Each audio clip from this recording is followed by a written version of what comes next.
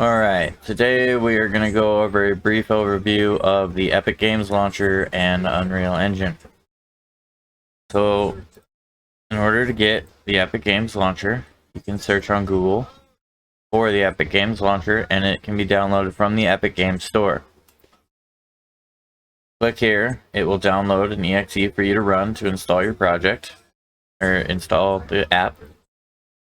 Then once it's installed, you'll be greeted with this store page. This app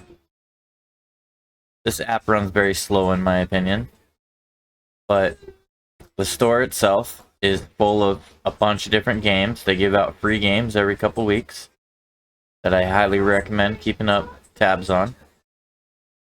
You have a library tab which houses all of your owned games, and you can also view your installed games, which I only have Unreal Engine installed. Now, in the Unreal Engine tab, you have the marketplace, which I highly recommend looking into. There's lots of free assets here. This is where you will get a lot of assets for Unreal Engine and plugins. Pre-made code, meshes, materials, textures, sounds, lots of things you can find in here. Every month, Epic Games gives away free assets, which I also recommend keeping tabs on. You can see $40, $30, $40. This was $35 and it was free. It doesn't look free anymore for some reason. $30 and $14. I've had upwards of $650 worth of free assets in a month. So I recommend keeping tabs on this. There's also lots of other ones like the Megascans library, lots of free assets and materials, the Epic Games content, lots more free stuff. Keep an eye on that. But then you have your library tab. This will be where any of your Unreal Engine versions are installed, any projects you've created, and any of the assets that you've purchased from the Epic Games Store. I have been keeping tabs on the free content for a couple years now, and I have hundreds of different asset packs I can use. And these are available for me to use in any project, whether it be a personal project or a commercial project. I have the license to use these as long as it's within the Unreal Engine. Now, to install Unreal, you'll need to click this little plus sign and choose your engine version that you want. I want to use 427, and I already have it installed, so it's not in this list. Once you select it, you can click install, and it will install the engine for you. This can take up a few hours to complete. Since I already have it installed, I'm going to launch my version. Upon launching, you'll be met with this loading scene, and then it will ask you if you want to open a project or create a project. If you don't have any created already, this will be blank, and this recent projects may not even exist. We're going to start with a games. This will allow you to choose a template to start your project with. I typically use blank, but for this, I'm going to use third person so that I have a character that can move around. Then you have settings specific to your project. You can change it to be Blueprint code or C++ code. You can choose your quality settings. You can choose whether or not you want ray tracing, desktop or mobile platform, and you can use their starter content if you would like. I do not recommend, as this is a very large asset pack to start your project out with. Down here you have the path for where you saved your project and the project name. I'm going to name it Tutorial Project and then create. Now I'm going to load the new project up, and here we go. Here in the center you have what's called the viewport. This will be your visual representation of your level and all of the assets located within your level. You can manipulate the stuff in the viewport by using the tools up here in the top right. You have a move, rotate, and scale tool, which move, rotate, scale. Then you have settings for each of these. These lit up orange ones are toggles for snapping along a grid or a size amount of some form of measurement. Right here, this is Unreal's units, which I believe are millimeters. It's set to snap to every 10 units. So if I move this, you'll see it jerk forward by 10 units. I can change the unit amount, and it will snap in larger units. I can also turn off the snapping and have it freely move. Same with rotation. Right now, if I were to rotate, it's rotating every 10 degrees.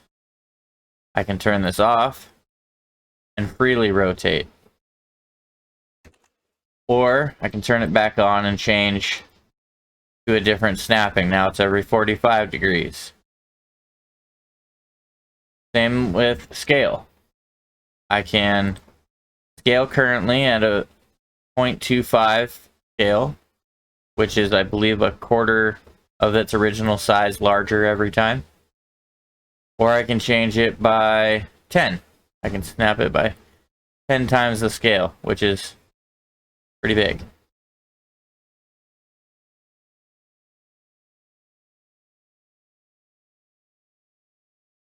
You can also turn off the snapping. Scale it manually. Now to move around in the scene, hold right click and you can control your camera. While holding right click, you can use W, A, S, D to move around, and then Q and E to move up and down. This will allow you to navigate through your project and get anywhere you need to work on things. If you're ever really far from something and you don't want to take the time to fly there as it feels, you can select an object in the distance and press F to focus it, which will bring your camera down as close as it can to focus the object. This can be done at short range, far range, anywhere really. It just focuses the object. It centers it and zooms in. Now, on the left you have a Place Actors tab. This will allow you to place different objects into your scene to use in your project. I can drag in different size meshes, different shapes. I can manipulate each of these with the tools. And then I can also delete them by clicking on them and pressing the delete button.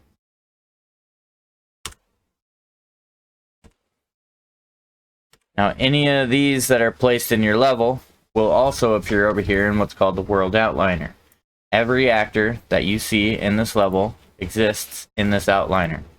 You can click on it in the world and it will be selected in the outliner, or you can select it in the outliner and it will be selected in your world. Now, for each of these objects, you will have details that you can specify different settings for them. Some objects will have a static mesh or a skeletal mesh or a material, or they almost all have location, rotation, and scale, which is called your transform. There are certain things can simulate physics, like this object here. If I simulate, apologies.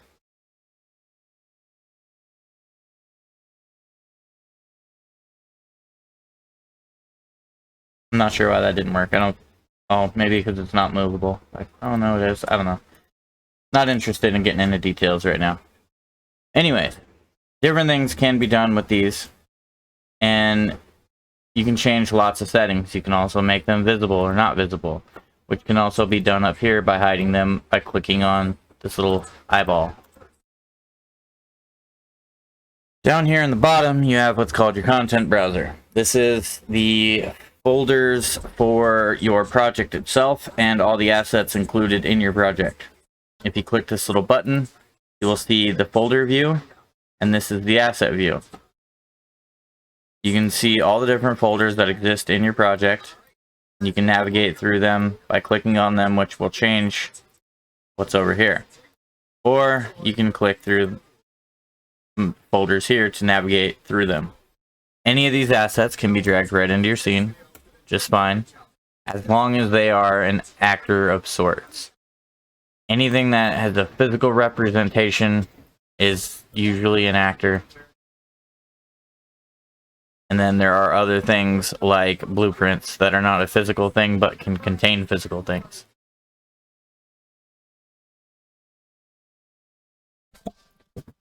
So up here at the top, you have what's called Save Current, and this will save the level that is currently loaded within your viewport. Clicking this will save this level. Down here at the bottom, you have Save All. Right now, it won't do anything because everything is saved. But if I were to open something like this and make a change,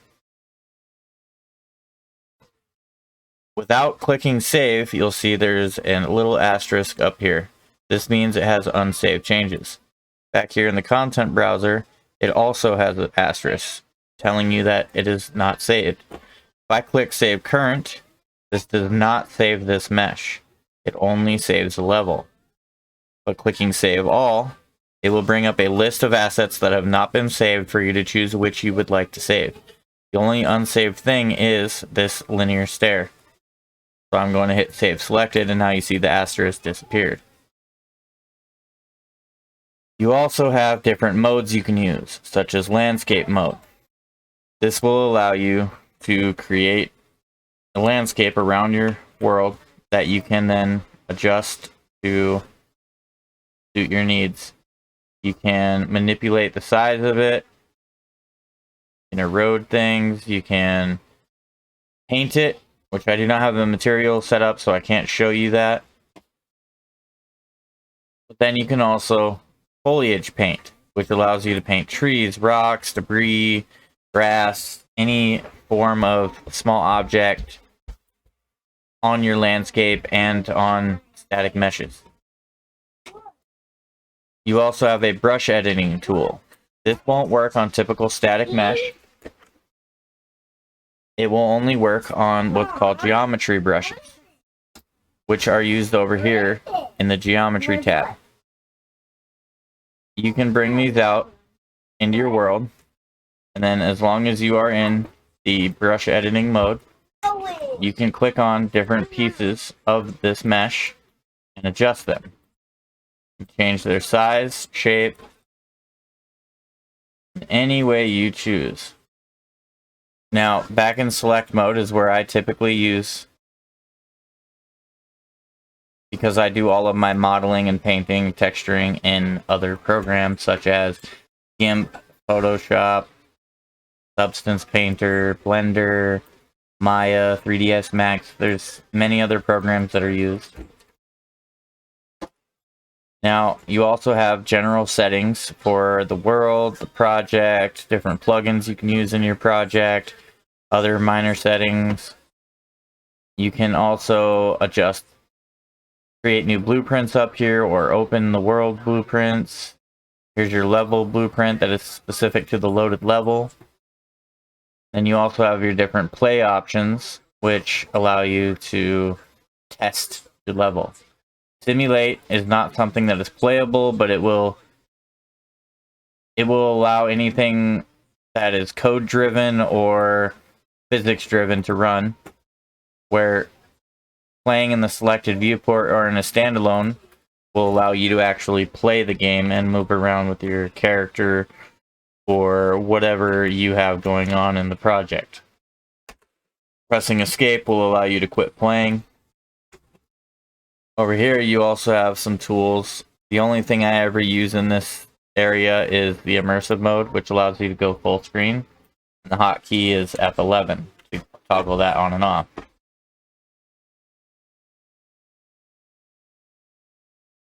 Over here in the world settings, this is specific to the level loaded. You can change settings for this level. The only ones I ever mess with are the game mode. The game mode can be overridden. There is a default game mode for your project, which can be found up at Edit, Project Settings, Maps and Modes. The default game mode is the third-person game mode. So in your world here, in the world settings, your default game mode is the third-person template. But if you would like to override it, you can change to any other game mode. A lot of these game modes will have default classes. I think these are specialty items that I am not going to go over, but they all have them. You can also override your default game mode to change its specific settings to be slightly different if you wish. In the next tutorials, we will go over different things like importing static meshes, creating materials, adding textures, creating blueprints, creating new levels. But for now, we will end this tutorial here, and I will see you later.